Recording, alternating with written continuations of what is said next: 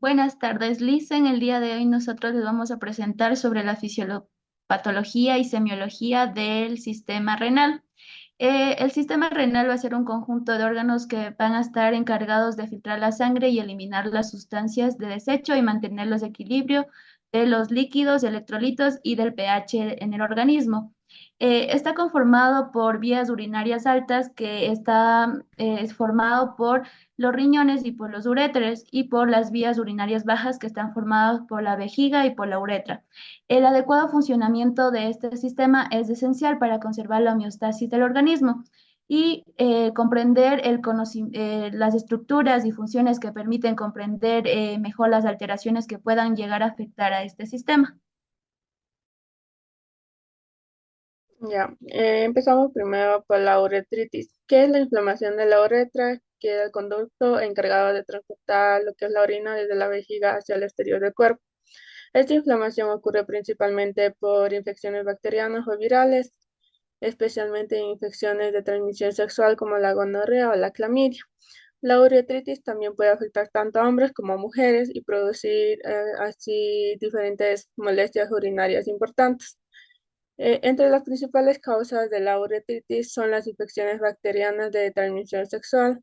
Entre las más frecuentes que encontramos está la gonorrea, que es causada por la Neisseria gonorrhoeae, y la clamidia, que es causada por la Clamidia trachomatis. También puede producirse por infecciones virales, como es en este caso el herpes simple. Además, se da por algunos productos químicos, como puede ser el jabón íntimo, que este puede llegar lo que es a irritar la uretra.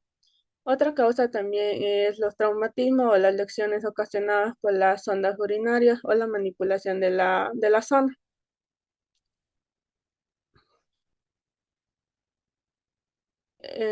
Ya, en el mecanismo de acción, este inicia cuando el microorganismo ya en sí ingresa a la uretra, generalmente durante lo que es el contacto sexual. Después, estas bacterias o los virus se adhieren a la mucosa uretral y así comienzan lo que va a multiplicarse y produciendo una irritación en el tejido. Como respuesta, aquí el sistema inmunológico activa lo que es el mecanismo de defensa y envía los leucocitos o células inflamatorias hacia el sitio que está infectado. Esta respuesta inflamatoria lo que provoca es edema, enrojecimiento, el aumento de la sensibilidad y el dolor en la uretra. Finalmente, debido a la inflamación y a la acumulación de secreciones, aquí ya aparecen los síntomas que son como el ardor al orinar, la secreción uretral y las molestias urinarias.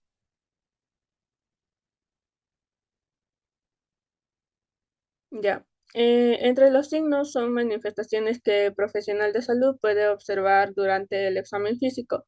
Entre ellos encontramos lo que es la secreción uretral, la inflamación, el enrojecimiento del orificio uretral y la sensibilidad local.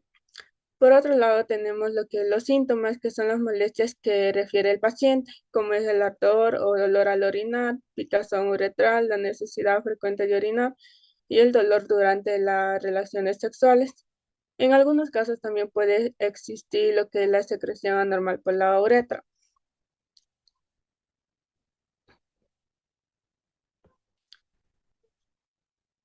Ya, el diagnóstico de la uretritis se basa primero en lo que es en la historia clínica y en el examen físico del paciente.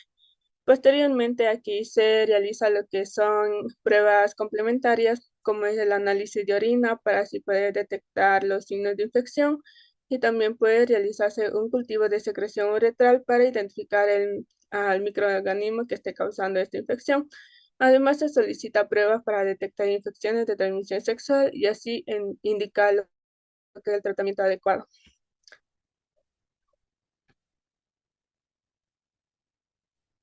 Ya, el tratamiento farmacológico depende del microorganismo que esté causando la infección, como puede ser en la infección en la uretritis bacteriana. Para la gonorrea se utiliza el medicamento la ceftriaxona de 500 miligramos intramuscular, que es una dosis única. También tenemos para la clamidia, que es la doxiciclina de 100 miligramos vía oral cada 12 horas por 7 días. Y para otra alternativa de la clamidia es la acitromicina de 1 gramo vía oral, que es igual es dosis única.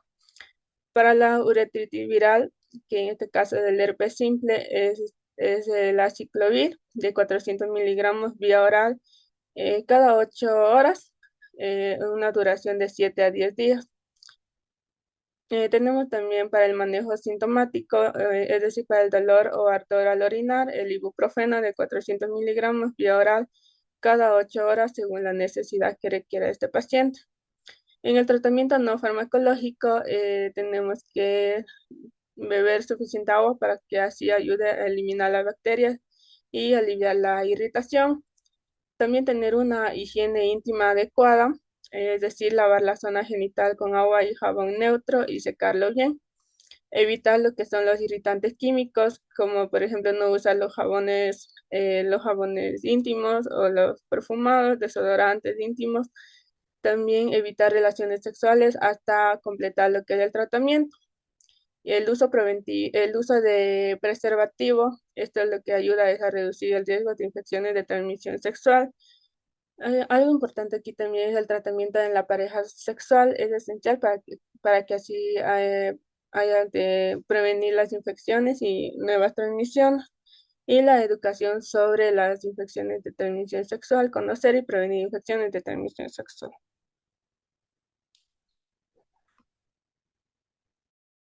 Ya, continuamos con la cistitis. La cistitis va a ser una inflamación de la vejiga urinaria y esta es generalmente causada por una infección bacteriana y esta es una de las infecciones que son más frecuentes, especialmente en las mujeres, debido a que su uretra es más corta y esto facilita la entrada de los microorganismos.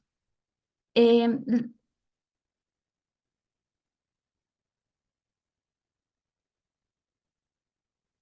Ya. Entre la etiología tenemos que la principal causa va a ser la Escherichia coli, que es la responsable de aproximadamente del 80 a 90% de las infecciones. La Escherichia coli va a ser una bacteria que va a vivir normalmente en el intestino y cuando esta pasa de la región anal a la uretra, esta puede ascender hacia la vejiga y producir la infección. ¿Por qué causa la cistitis? Porque tiene estructuras llamadas fimbrias que le permiten adherirse a la pared de la vejiga y esta multiplicarse.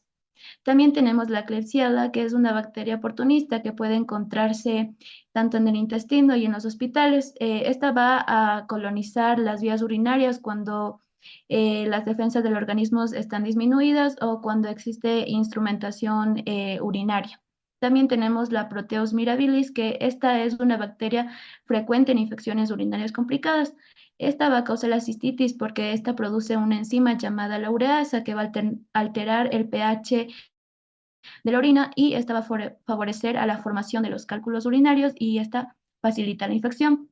También tenemos al Staphylococcus saproticus, que es una bacteria que suele encontrarse en la piel o en la región genital y esta causa la cistitis porque ingresa a la uretra durante la actividad sexual y esta puede colonizar la vejiga.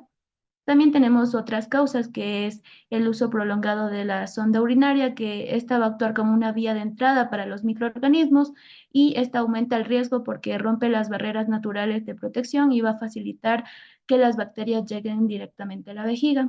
También tenemos la mala higiene perineal, especialmente cuando las pacientes se limpian de atrás hacia adelante. Esto favorece la infección porque transporta las bacterias intestinales hacia la uretra. También tenemos la actividad sexual frecuente. Esto ocurre durante el roce, durante las relaciones sexuales. Aquí se va a desplazar las bacterias hacia la uretra. También tenemos la retención urinaria, que esta ocurre cuando la vejiga no se vacía completamente y la orina retenida va a servir como un medio de crecimiento para las bacterias. Y también la diabetes mellitus, que en los pacientes con diabetes tienen más riesgo de infecciones porque la glucosa en la orina va a favorecer el crecimiento bacteriano y las defensas suelen estar disminuidas.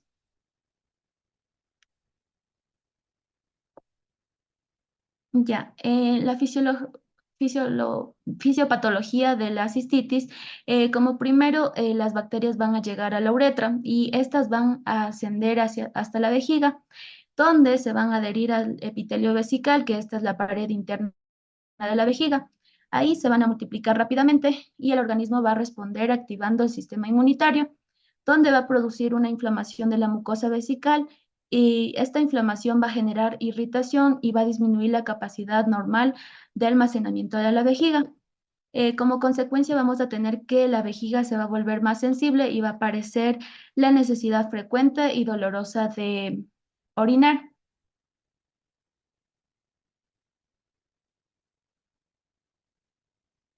Ya tenemos los signos y síntomas. Entre los síntomas de la cistitis, va a ser lo que el paciente va a referir, sentir. Entre ellas tenemos la disuria, que va a ser el ardor o dolor para orinar, la polaquiuria, que es la necesidad de orinar muchas veces durante el día. Tenemos la urgencia miccional, que va a ser el deseo repentino e intenso de orinar, que es difícil de controlar. Tenemos la sensación de vaciamiento incompleto, que esta es la sensación de que aún queda orina en la vejiga después de orinar. Vamos a tener el dolor suprapúbico, que esto es el dolor o molestia en la parte baja del abdomen, encima del pubis. Y el tenesmo vesical, que va a ser la sensación persistente de querer orinar aunque la vejiga ya esté vacía.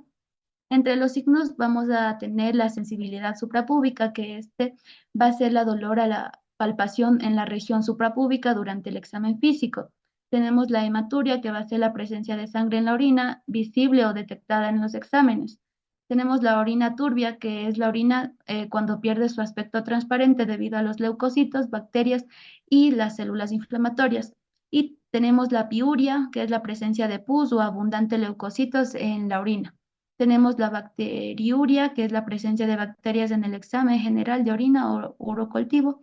Tenemos el olor fuerte o desagradable de la orina, que es producido porque por el metabolismo bacteriano.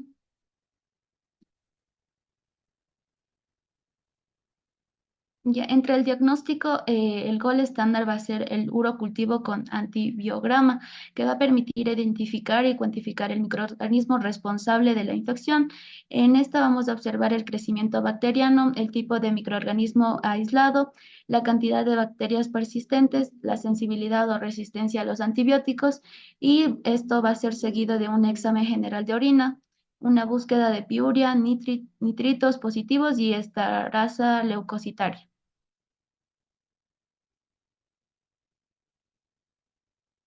Ya, entre el tratamiento farmacológico vamos a utilizar el nitrofurantoína de 10 miligramos vía oral cada 12 horas durante 5 días. Esta va a actuar dañando los componentes bacterianos internos e inhibiendo diferentes procesos metabólicos necesarios para la supervivencia de la bacteria. Fosfomicina de 3 gramos vía oral, esta es de dosis única y esta va a actuar inhibiendo una etapa temprana de la síntesis de la pared bacteriana. Tenemos la tritiprim sulfametosazol, que es de 160 a 800 miligramos vía oral cada 12 horas durante 3 días. Y esta va a bloquear la producción bacteriana del ácido fólico necesario para la reproducción del microorganismo. Y tenemos el no farmacológico, que aquí vamos a implementar las medidas complementarias para evitar retener la orina durante periodos prolongados, mantener la higiene genital adecuada, evitando productos irritantes. Orinar después de las relaciones sexuales puede ayudar a disminuir la migración bacteriana hacia la vejiga.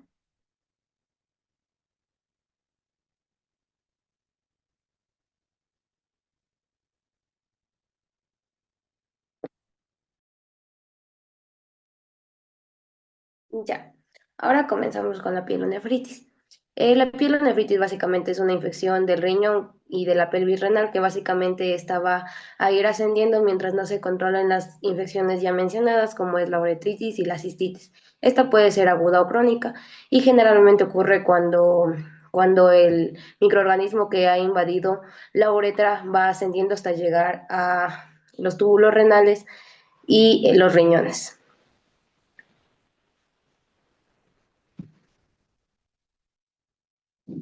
Tenemos la etiología. Como hemos venido mencionando, la principal causa de la infección es por bacterias y específicamente aquí la que más se ha nombrado es la Escherichia coli, aunque también existen otras como la Klebsiella pneumoniae, la Proteus mirabilis y la Enterococcus. Sin embargo, hay factores de riesgo que favorecen a que se den estas infecciones, como son eh, las infecciones urinarias frecuentes, la mala higiene íntima.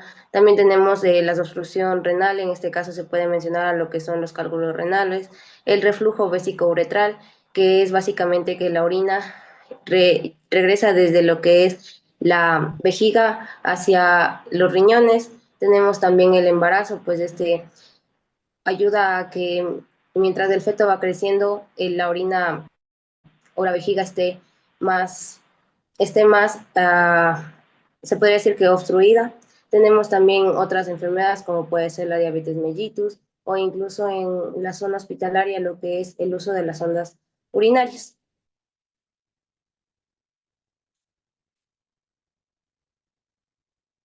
Tenemos el mecanismo de acción o la fisiopatología que puede dar lo que es la pielonefritis. Esta básicamente se da cuando las bacterias que ingresaron en la uretra comienzan a subir hacia el tracto urinario superior. La primera existe lo que es la colonización de la uretra y la vejiga a través de las fimbrias de las bacterias.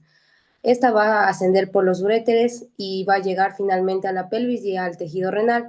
Aquí la bacteria va a encontrar un ambiente propenso para poder crecer y desarrollarse y va a invadir lo que es el tejido renal y el parénquima renal.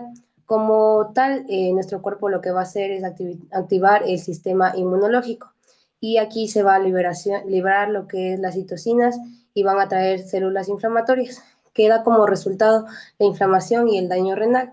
Esta inflamación que da el sistema inmunitario de nuestro cuerpo es lo que ocasiona el edema, el dolor y la alteración de la función renal. En casos graves, este puede aumentar y puede darse lo que es la sepsis. Sin embargo, también tenemos diferentes signos y síntomas. Ya, entre los principales signos y síntomas que tenemos está la fiebre. La fiebre es mayor de 38 grados y esta es debido a la respuesta inflamatoria. Puede incluir lo que es escalofríos, taquicardia, dolor a la palpación lumbar. Y aquí algo muy importante de esta patología es el signo guiordiano positivo, que es lo que realizamos al hacer el examen físico, que se realiza una ligera percusión sobre la región lumbar, donde se encuentran los riñones y el paciente va a referir dolor. Entre los síntomas tenemos el dolor lumbar, que generalmente es localizado en el área del flanco. Tenemos la disuria, que es el dolor al orinar, la urgencia urinaria y la polaquiuria, que es el aumento de la frecuencia de la orina. Sin embargo, aquí tenemos como que más síntomas asociados. Aquí tenemos las náuseas, los vómitos, la postración, el malestar general y síntomas miccionales previos, estos adicionales a los que ya tenemos generalizados. Ya tenemos el diagnóstico. Entre el diagnóstico gold estándar o el que más se usa para detectar lo que es la pielonefritis, tenemos el urocultivo quantifiograma, que es básicamente considerado el estándar porque nos ayuda a identificar cuál es el microorganismo responsable, que generalmente es la Escherichia coli, y con ello poder seleccionar el tratamiento adecuado. Este cultivo permite observar cuál es la bacteria causante, cuál es la cantidad de bacterias que existen y cuál es el perfil de sensibilidad antimicrobiana que tiene la bacteria.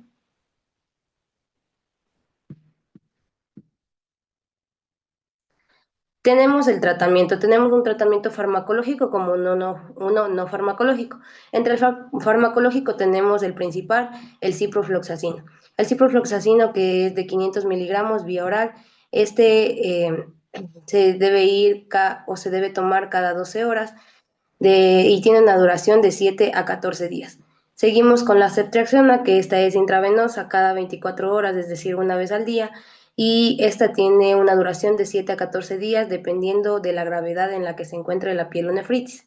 Tenemos otras que no son tan usadas, sin embargo, se ha mencionado en el tratamiento farmacológico, como la amoxicilina con ácido clavulánico y el temetropim sulfamataxal. Ya, entre esas son los tratamientos no farmacológicos. Sin embargo, también tenemos medidas generales y otras medidas no farmacológicas. Entre las medidas generales tenemos el reposo, la hidratación abundante para dar lo que es la micción y que así la bacteria se pueda eliminar a través de la orina. Tenemos el control de la fiebre y el dolor, puede ser con antipiréticos y analgésicos. y tenemos la hospitalización en casos graves. Entre otros, tratamiento no farmacológico, estar la vigilancia de los signos de deterioro clínico, evitar lo que es retener la orina y controlar enfermedades asociadas como la diabetes.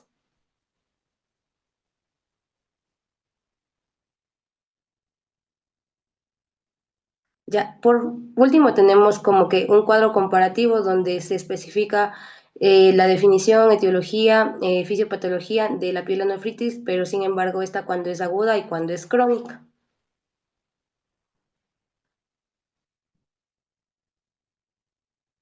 Ya, ahora yo les voy a hablar de una patología muy importante, la cual es de insuficiencia renal.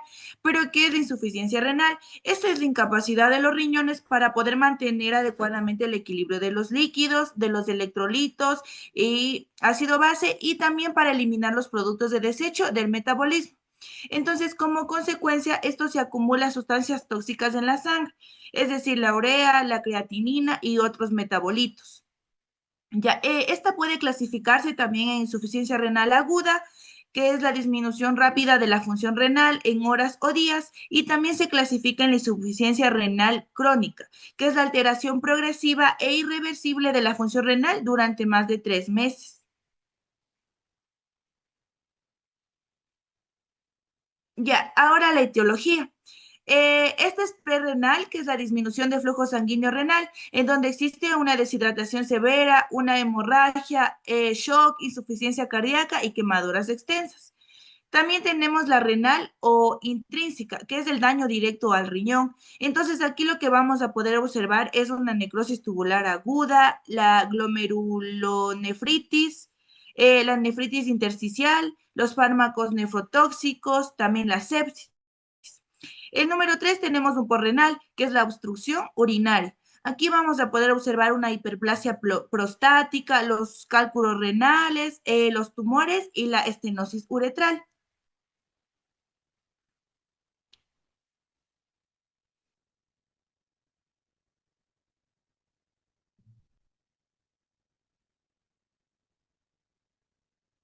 Ya, ahora, ¿cuáles son las principales causas de la insuficiencia renal crónica? Las principales causas es la diabetes mellitus, la hipertensión arterial, la glomerulonefritis, también las enfermedades hereditarias como el riñón poliquístico.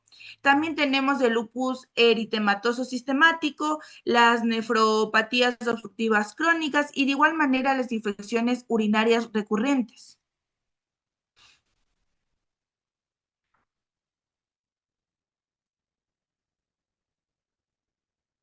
Ya, ahora, en el mecanismo fisiopatológico de la insuficiencia renal, como ya lo había dicho en el principio, este puede desencadenarse por ciertas patologías, como la diabetes o la hipertensión. Entonces, cuando esto pasa, va a existir una disminución de la filtración glomerular, es decir, que los glomérulos filtran menos sangre. Cuando existe esta menos filtración de sangre, va a existir, por ende, una retención de productos de desecho. Y entonces va a aumentar la urea, la creatinina, el ácido úrico y se va a desarrollar la uremia. Cuando esto pasa, de igual manera va a existir unas alteraciones hidroeléctricas, como la retención de sodio, la retención de agua, y va a existir un aumento de hipercalemia y hiperfosfatemia. Entonces, aquí es donde que va a existir una sobrecarga de volumen. Vamos a tener el edema, que son las piernas hinchadas, de hipertensión arterial, también la congestión pulmonar y después de esto pueden de igual manera ocurrir alteraciones hormonales, como por ejemplo que se disminuye la producción de eritropoyetina y también la disminución de vitamina D activa.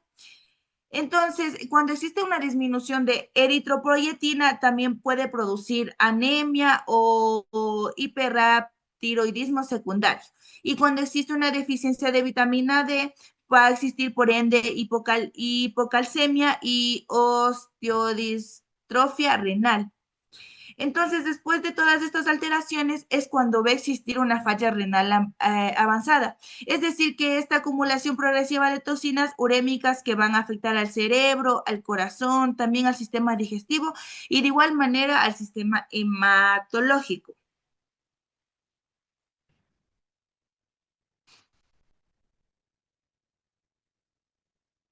Ya, ahora vamos a tener los signos y síntomas que va a presentar la insuficiencia renal. Los síntomas generales es la constipación y la fatiga. Es decir, también tenemos la debilidad, el malestar general y la somnolencia. Ya, en las manifestaciones urinarias vamos a poder observar ciertos cambios en la orina, como por ejemplo la oliguria, también la aniuria, la nicturia, la proteinuria, la hematuria y finalmente la anuria. Ya, pero de igual manera vamos a tener manifestaciones cardiovasculares como la sobrecarga y la tensión. Aquí es lo que mencioné antes, que va a causar un edema periférico, también taquicardia, insuficiencia cardíaca y la hipertensión arterial. Ahora, los síntomas gastrointestinales que va a presentar el paciente son la anorexia, las náuseas, el vómito, la litosis urémica, que es el mal olor de la boca, y también la pérdida del apetito. En este caso también puede existir síntomas, bueno, va a existir síntomas neurológicos, como la cefalea, la confusión, el letargo, las convulsiones y un coma urémico. Y finalmente tenemos las alteraciones hematológicas, que es en la sangre y la anemia, ya que por esta baja va a haber un sangrado fácil y de igual manera una equimosis.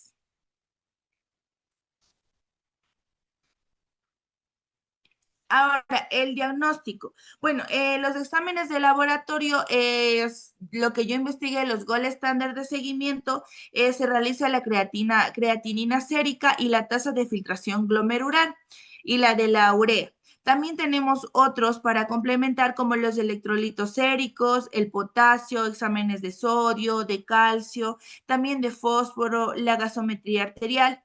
Pero también en este caso vamos a realizar exámenes de orina como son de proteinuria, hematuria, la densidad urinaria, el sedimento urinario. Y finalmente, en la historia clínica vamos a valorar si es que el paciente en este caso tiene diabetes, hipertensión o enfermedades autoinmunes, que ya lo mencioné antes, o el uso de medicamentos nefrotóxicos que puedan llegar a este diagnóstico. Ya, adicional a todo esto, también se puede realizar estudios de imagen, que es una ecografía renal. Esta nos va a permitir evaluar el tamaño renal, si existe obstrucciones, si existe quistes, si existe hidronefrosis. También tenemos otros como el TAC y la resonancia magnética. Ahora, finalmente tenemos la biopsia renal, que es el gold estándar para diagnóstico etiológico cuando la causa no está clara. Finalmente tenemos el tratamiento no farmacológico. Para este tratamiento vamos a tener las modificaciones dietéticas, es decir, la restricción de sodio 2 gramos por día aproximadamente. También la restricción hídrica, que este va según el balance hídrico de cada paciente. La restricción de potasio, que debemos de evitar banano, aguacate, tomate, papa y espinaca. También la restricción de fósforo, que aquí es evitar las gaseosas oscuras o los lácteos enteros. Además de ello, tenemos que tener un control proteico, según el estadio de la ERC y recomendación médica. Aquí tenemos un control de enfermedades de base, como la diabetes, la hipertensión y la obesidad. Y de igual manera, una terapia de reemplazo renal, que es la hemodiálisis, que como sabemos es la filtración de la sangre mediante una máquina. También tenemos la diálisis peritoneal, que utiliza el peritoneo como membrana de filtración. Y finalmente, ya lo último que se podría hacer en estos casos es el trasplante renal, que es un tratamiento definitivo y este es gold estándar para la ERC terminal. ERC terminal. Ya, ahora el tratamiento farmacológico. Para la hipertensión y la protección renal, vamos a utilizar el enalapril y el captopril. De igual manera tenemos el losartán y el valsartán.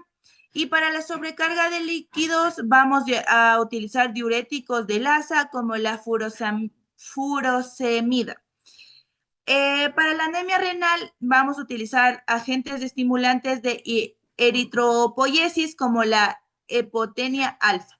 y suplementos de hierro como el hierro oral o intravenoso. Ahora, para la hiperfosfatemia se va a utilizar quelantes de fósforo, como el carbonato de calcio o el cebelamer. Y para la hipocalemia vamos a utilizar calcitriol. Ya, ahora para la hipercalemia grave, aquí vamos a utilizar medicamentos como el glucanato de calcio, la insulina más glucosa, el salbutamol nebulizado y las resinas de intercambio. Ya, finalmente, como los cuidados de enfermería, estos también son muy importantes en estos pacientes, ya que debemos monitorizar los signos vitales, de igual manera el controlar el balance hídrico, vigilar la diuresis, controlar el peso diario, de igual manera vigilar exámenes de laboratorio, administrar medicamentos prescritos y también educar al paciente y a la familia. Bueno, ya seguimos con incontinencia urinaria, que esto simplemente no es simplemente orinarse, sino el resultado de una falla en el sistema que normalmente mantiene la orina contenida en la vejiga. Este sistema funciona como un equilibrio. Por un lado está la vejiga, que debe almacenar la orina sin generar demasiada presión. Por otro lado están los mecanismos que la mantienen cerrada, es decir, los esfínteres, que actúan como una llave. El suelo pélvico que da soporte estructural y el sistema nervioso que coordina cuando contraer o relajar la vejiga y el esfínter. Cuando cualquiera de estas partes falla, ya sea porque la vejiga se contrae de más, porque el esfínter está débil o porque el sistema nervioso pierde el control, este se rompe el equilibrio y ocurre la pérdida involuntaria de orina, afectando la calidad de vida de la persona.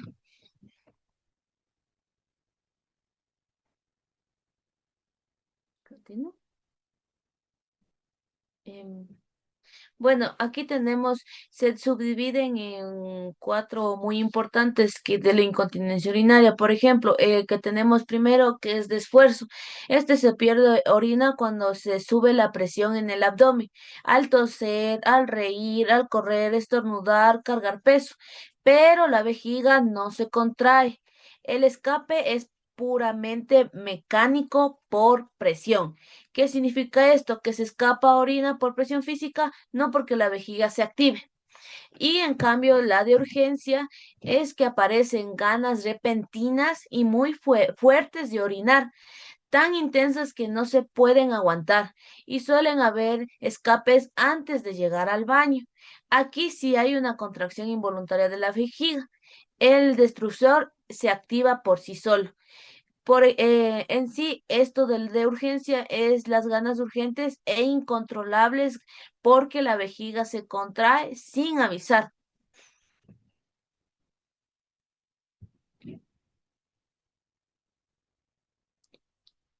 Ya. Tenemos, bueno, la etiología en sí de de la incontinencia urinaria es por las clasificaciones que de esfuerzo, como lo pueden observar, es de embarazo, partos múltiples, menopausia, obesidad, envejecimiento, histerectomía, cirugías pélvicas y entre otras. De urgencia, en cambio, es vejiga hiperactiva, enfermedades neurológicas, accidente cerebrovascular y enfermedad del Parkinson. Por rebosamiento es hiperplasia prostática benigna, estenosis uretral, cálculos urinarios, tumores y neuropatías diabética. Y de funcional tenemos demencia, enfermedad del Alzheimer, accidente cerebrovascular y artritis fracturas, entre otras. Ya, como pueden observar, el mecanismo de acción de primero, como del esfuerzo es donde que el cierre de que es la vejiga, que es piso pélvico más esfínter, este se encuentran débiles. Entonces, con cualquier esfuerzo, que es toser, reír, saltar, estos, la presión dentro del abdomen empuja hacia la vejiga y esa presión supera la fuerza del esfínter que ya no puede sostener el cierre que es donde que se escapa la orina. La menopausia empeora esto porque la falta de estrógenos afecta el tono de estos músculos. El esfínter está débil y cualquier presión extra lo vence. En cambio, de urgencia es normalmente el cerebro y el sistema nervioso frena a la vejiga para que no se contraiga hasta que decidamos nosotros orinar. Aquí este freno falla, entonces el músculo de la vejiga, que se llama detrusor, se contrae solo, sin aviso, mientras se está llenando. Esta contracción sube la presión de golpe y genera unas ganas de orinar tan fuertes que no se da el tiempo a controlarlas. La vejiga aquí se contrae por sí sola, sin permiso del cerebro.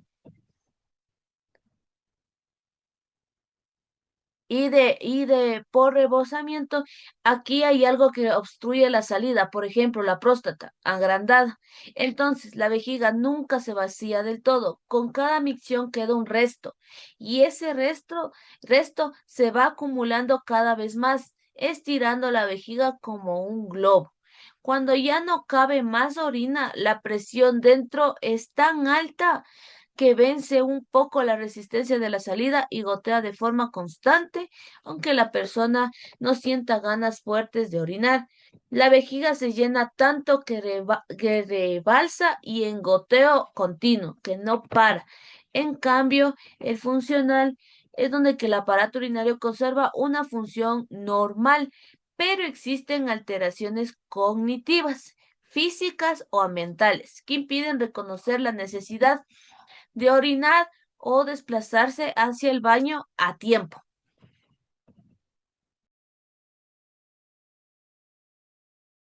Ya, por otro lado tenemos los signos y los síntomas. Como principal signo tenemos el escape visible de la orina.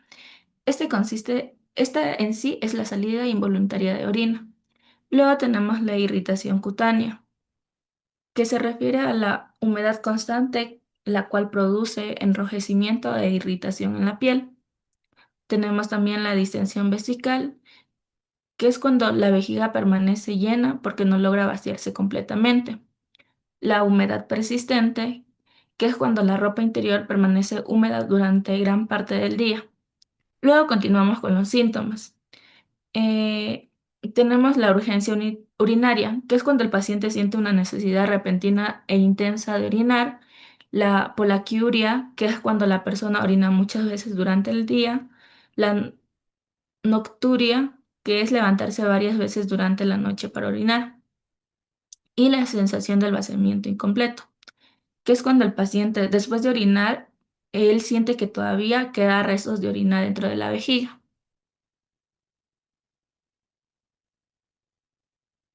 Luego tenemos el diagnóstico y el tratamiento. El diagnóstico en sí consiste en la revisión de la historia clínica. Aquí es donde se pregunta cuándo comenzó el problema, con qué frecuencia ocurre y cuáles son los antecedentes médicos, además de realizar el examen físico, ya que este nos permite evaluar el abdomen, la pelvis y los músculos del piso pélvico. El uroanálisis, que sirve para detectar infecciones urinarias u otras alteraciones. El diario miccional, que consiste en que el paciente registra durante varios días cuántas veces orina, cuánto líquido consume y cuánto presenta escapes. Y los estudios urodinámicos, que estos en sí hacen de evaluar cómo funciona la vejiga y el esfínter durante el llenado y el vaciamiento. Luego tenemos el tratamiento. Este principalmente consiste en los ejercicios de Kegel, que estos ejercicios nos ayudan a fortalecer los músculos del piso pélvico y son uno de los tratamientos más importantes. Además de la recaudación vesical, que consiste en enseñar al paciente a controlar los horarios para orinar y aumentar poco a poco el tiempo entre cada micción. Y también tenemos los antimuscarínicos, que estos son medicamentos que disminuyen las contracciones involuntarias de la vejiga, especialmente en la incontinencia de urgencia. Entre los principales medicamentos tenemos al oxibutinina, que esta viene en una presentación de 5 miligramos. Esta se debe tomar de 2 a 3 veces al día. También tenemos la tolterodina, que esta viene, o sea, se consume 2 miligramos cada 12 horas. También tenemos la cirugía, que esta se utiliza cuando los tratamientos conservadores no funcionan, sobre todo en algunos casos de incontinencia de esfuerzo. Por otro lado, tenemos los cuidados de enfermería. Como personal de enfermería, nuestro objetivo principal es mejorar la calidad de vida del paciente y prevenir complicaciones. Como principal tenemos el valorar el patrón urinario, que esta en sí es registrar la frecuencia, la cantidad de orina y los momentos en los que aparecen los escapes, además de mantener la higiene personal. También favorecer los ejercicios del piso pélvico. En esto debemos enseñar y supervisar la realización de los ejercicios, el control de líquidos, que es, o sea, en sí es orientar al paciente sobre una adecuada ingesta de líquidos, evitando tanto el exceso como la restricción innecesaria, y educar al paciente y a la familia. Como conclusión, podemos decir que muchas enfermedades urinarias pueden prevenirse mediante una adecuada higiene, una correcta hidratación, hábitos de vida saludable y la atención temprana de los primeros síntomas. Como futuros profesionales de enfermería, nuestro compromiso es brindar cuidados basados en la evidencia, educar a la población y promover la prevención para proteger la salud del sistema urinario. Muchas gracias por su atención.